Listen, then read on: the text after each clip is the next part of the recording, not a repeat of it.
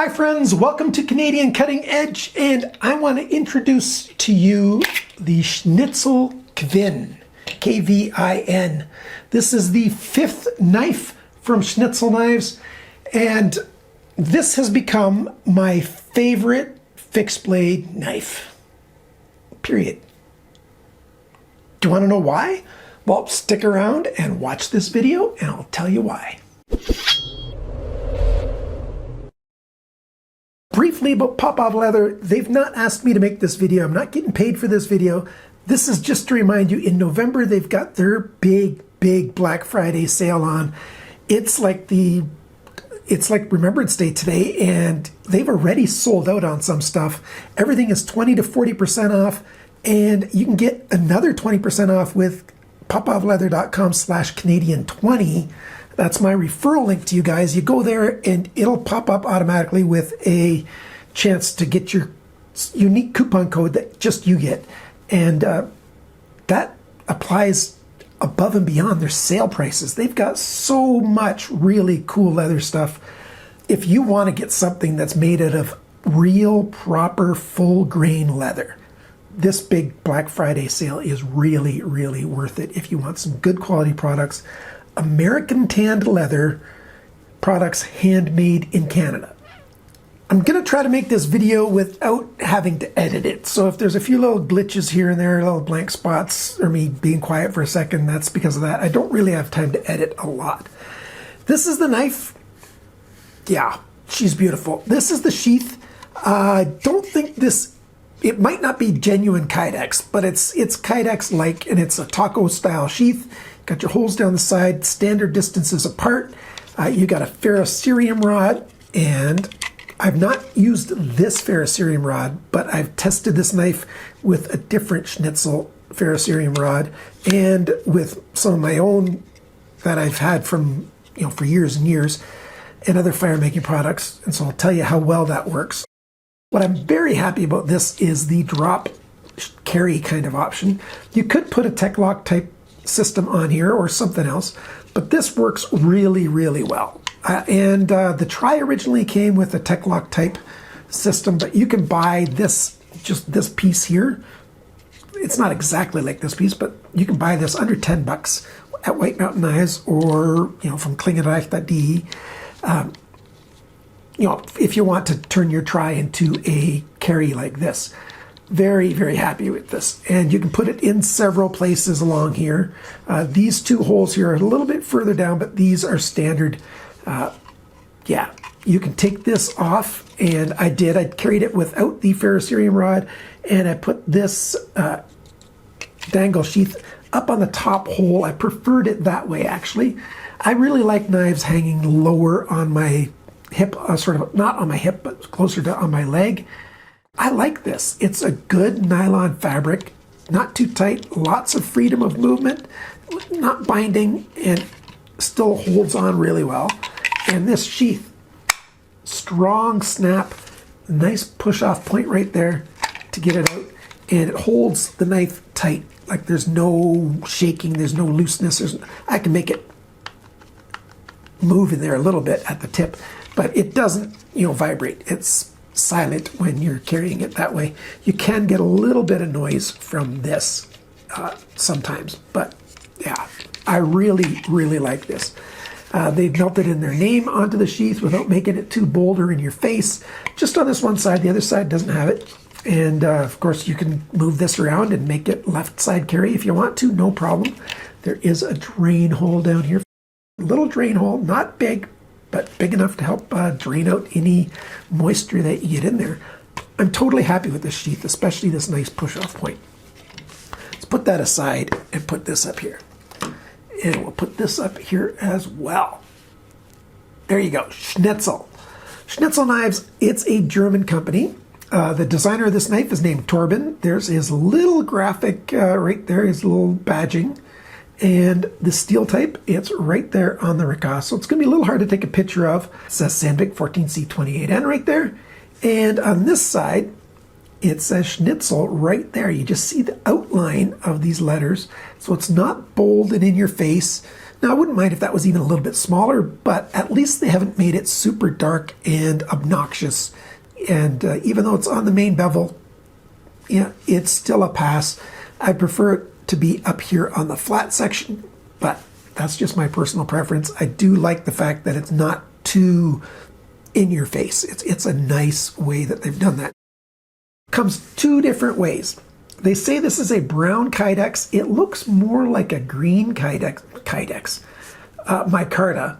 It looks more like a greenish kind of micarta, a deep, deep, deep, dark green. But they say it's brown, and yeah, it's got sort of that brownish green look to it. But it's a dark micarta. Micarta.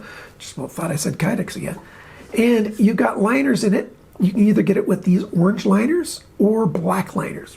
I opted for orange because I'd like it to be a little bit more obvious if I drop it. Just help with a little bit of color. They added this little piece of leather thong on here, little leather strap on there, so that you wouldn't miss in the pictures that it's got that wonderful hollowed out section in the back here for you to put your lanyard onto. This is my favorite way to attach a lanyard on a fixed blade knife. There's just no other system better than this, in my opinion. A lot of other companies do the same thing, but this is the way I prefer it, and I really like it an awful lot. And I'll be taking this off and putting on a different lanyard. And I tested it with a different lanyard and stuff. I just put this back on because that's how it comes from the factory.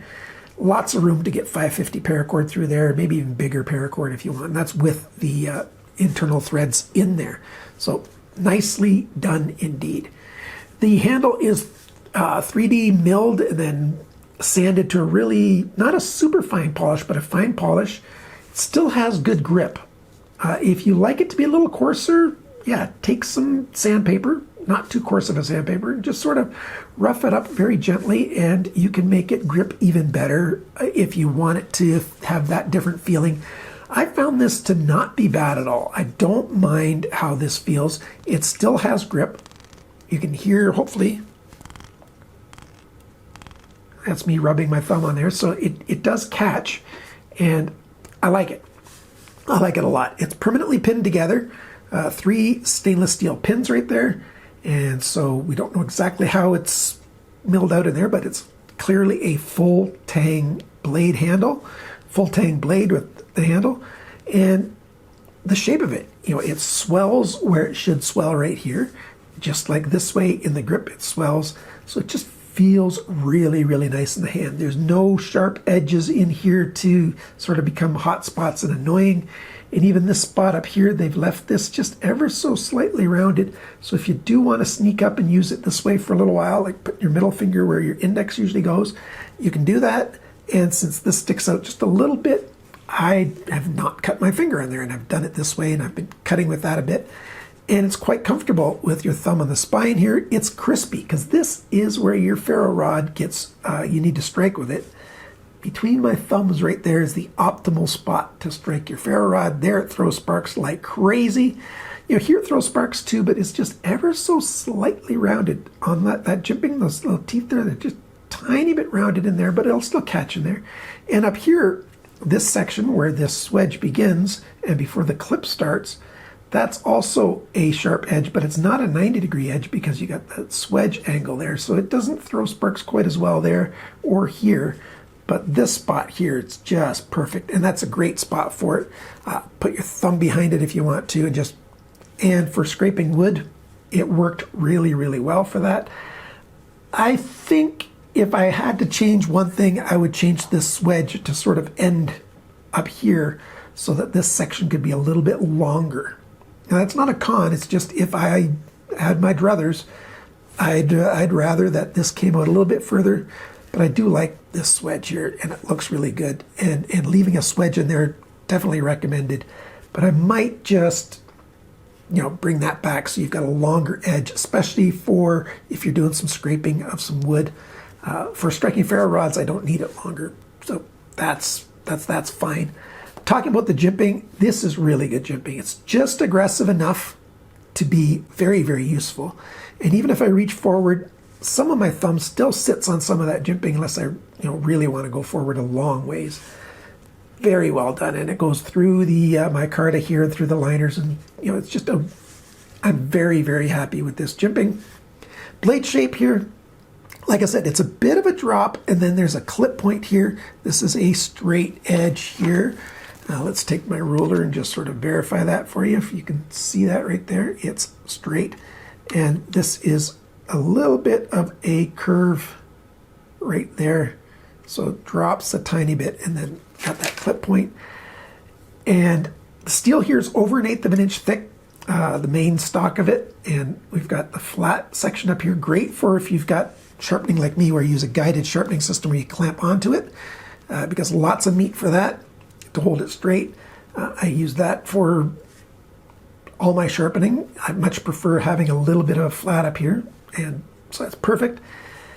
14C28N's good. The thickness between this at the edge, the end of the main bevel, and where the apex sharpening bevel starts, right there, it's like 20 thou most of the way. The last little bit here goes a little bit thicker, not much, but a little bit thicker. This worked really well for piercing. Just look at that tip. Like that, it just goes into stuff really, really well. And the cutting and slicing worked quite well as well. There's a lot of belly here if you want to use it. Decent straight section here. Whoever sharpened this knife, didn't do a perfect job. And the sharpener toil, if there's one con on this knife, like this isn't a con, this is just a different preference. Maybe this is just a preference too, and it's super minor. I just wish this sharpener's toil would be a little bit bigger, just a tiny bit. And if it was a little bit forward, meaning closer to the tip, just a tiniest little bit, because this gradual plunge here hasn't finished getting thin, or it just finishes getting thin right where the heel starts. So sharpening, I'll be sharpening up into that, plunge a little bit before very long. Maybe the first 1 or 2 sharpenings I won't, but I just will get into that spot shortly. Like if I actually use this knife over the years as much as I expect to, 14C28N will keep an edge quite well, but any knife gets dull eventually. And so when you sharpen, you take off steel. So the angle of the sharpening is a little bit off just in this last section that my thumb's covering up, but everything from here forward on this side was sharpened really well, and this whole edge here was sharpened really well. It's just, they got a little wonky right there, but that's hand sharpening, because they sharpen this over a wheel or a belt by hand quickly at the sharpening at the factory. So that's what happens. But it's pretty sharp out of the box, sharper than most knives that I review. Not quite as sharp as that last knife that I just reviewed, the previous video about a Sanren Mew. This guy, that was the sharpest knife ever, but this is very, very well sharpened, especially for a fixed blade in this price range. Pierces, slices, and cuts very, very well. I'm completely happy. What would I call this kind of knife? I'm calling this a survival knife. It's about 4.5 inches of blade, so it's just in that size. If I was in a survival situation, I'd also like to have a big knife, maybe a machete or something, depending on where I lived. But a big chopper would be nice as well. But this knife worked quite well indeed. I did some light batoning with this. It worked beautifully. We've still got some thickness up here. Working right at the tip tends to, destroy your baton, but there's enough meat up here. I basically baton for kindling, like just small pieces. I'm not chopping logs apart and stuff. It's not a chopper. It's not that kind of thing. So it worked good scraping to make, cleaning up stuff, and to make fire starting stuff, and for making small kindling, feather sticks, and drilling.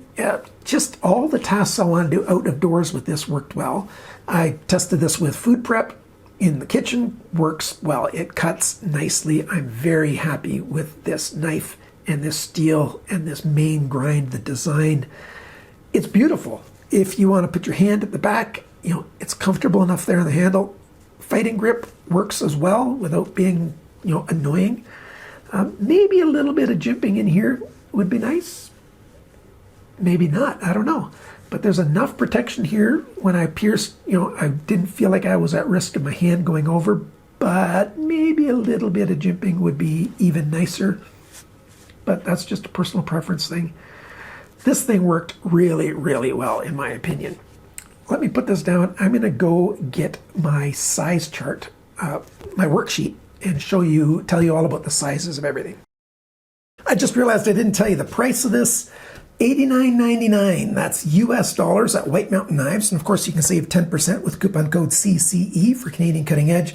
That makes it $80.99 US, which right now, in the middle of November, is right around $115 Canadian. And importing a knife like this from White Mountain Knives is no problem at all. It'll ship into Canada just fine. There's no Canadian vendor for Schnitzel knives.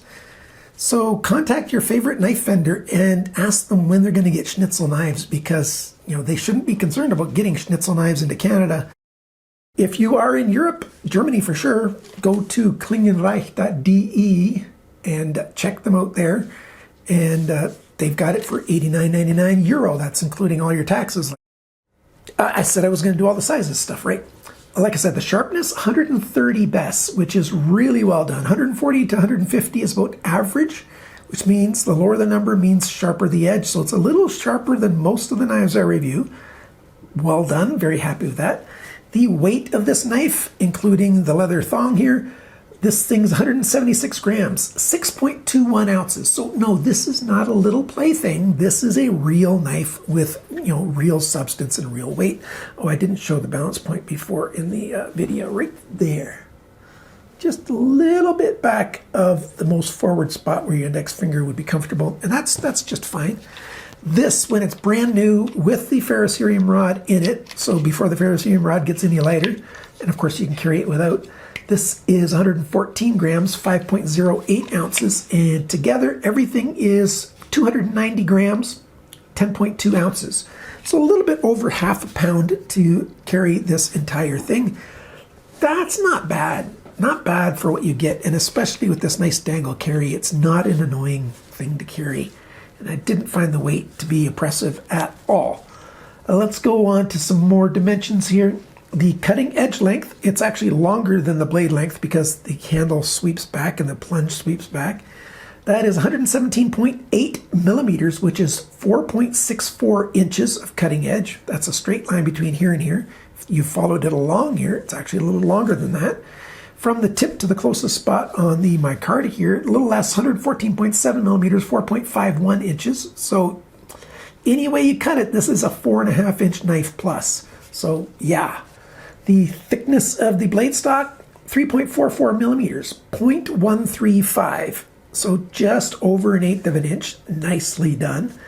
The blade depth, it comes down a little bit, like I said. So the widest point is right back here, close to the handle, 31.2 millimeters, 1.23 inches. So 1.25 inches, and then it goes down slowly. It's still over 1 inch right here before it comes down on that clip, or it's right at 1 inch there. Let me see.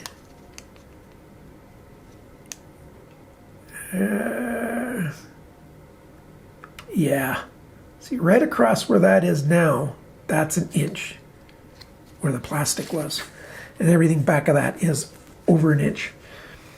Where was I next? The thickness behind the grind, I said, like, was 20 thousandths, 0.51 millimeters thin, just at that sharpening edge where the sharpening starts on the main bevel.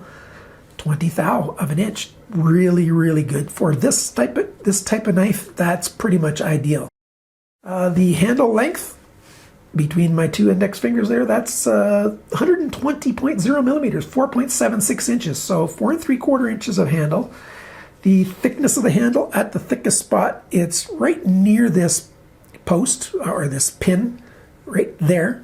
19.6 millimeters, 0.772. So 3/4 of an inch thick that way. And this way, it's 25.8 millimeters, 1 inch, 1.01 inches. Really nice. So less here, less up here. Of course, there's more here. And it just feels so good in the hand that way. The grip area, so between my thumbnails, that's very close to 9.5 centimeters, 95 millimeters, 3 3/4 inches. So most hands will find this very comfortable. Now my hand width along here is extra large. My finger's a little short for the width of my hand. And the width of my hand fits in there very well. There's a little bit room there, not much. And if I just grip it this way, then my pinky still has more room, so my fingers could be fatter and there'd be more room. This is a really good size. People with bigger hands will still get a good grip of it. People with smaller hands won't find this too big, unless your hands are quite small indeed. But, my wife even found this to be quite comfortable in hand, so not a problem for that. The total length of this, I forgot to talk about that. Right from tip to tail, I rounded a little bit, 236 millimeters, 9.29 inches. Like I said, it's a pretty big knife. Happy with this thing. This is beautiful. This is probably my favorite knife that's under $100. I always talk in American dollars because most of the world knows American dollars. For under 100 American dollars, for 81 American dollars actually, this knife is a beautiful size. Oh, bringing it too close to the camera. And the finish, the fit and finish, this thing's really, really nicely done. These handles have been milled well. They've been just lightly polished. You can tell it's polished because it's a little bit shinier here than, say, it is right there, but that's on the end of the micarta anyways, and so they're not going to get too polishy in there. But there's no crisp edges where you don't want crisp edges, and there's a very crisp edge where you want a crisp edge right along here. And that tip, I just found that tip so useful without it being, too much. Like some little Bowie style knives, you tend to get the tip in spots where you don't want it sometimes when you're cutting. But this knife, like I said earlier, this has become, I think, my favorite fixed blade, full-size fixed blade knife that I own in this price range. Actually, right now I don't own any more expensive knives than $100. So yeah, this is my favorite. Not the favorite knife I've ever had. I've had to sell a bunch of knives that I wanted to keep, but we all have financial reasons to sell stuff sometimes. But I'm very, very happy with this Schnitzel. So if you're looking for this is the Kvin, K-V-I-N. It's listed at the beginning. I've got links down below to make it easy for you to find it. And like I said, hit up your Canadian vendors and ask them to bring in Schnitzel knives. There you go. What do you think? Thanks for watching. Please leave a comment down below. It really does help my videos. I've been getting very few comments on my videos lately. And if you've watched this far, hey, you clearly like the channel, so please take some time to leave a comment, even if it's just to say hi. It really helps the channel out. And remember, friends, always cut towards your chum, not your thumb.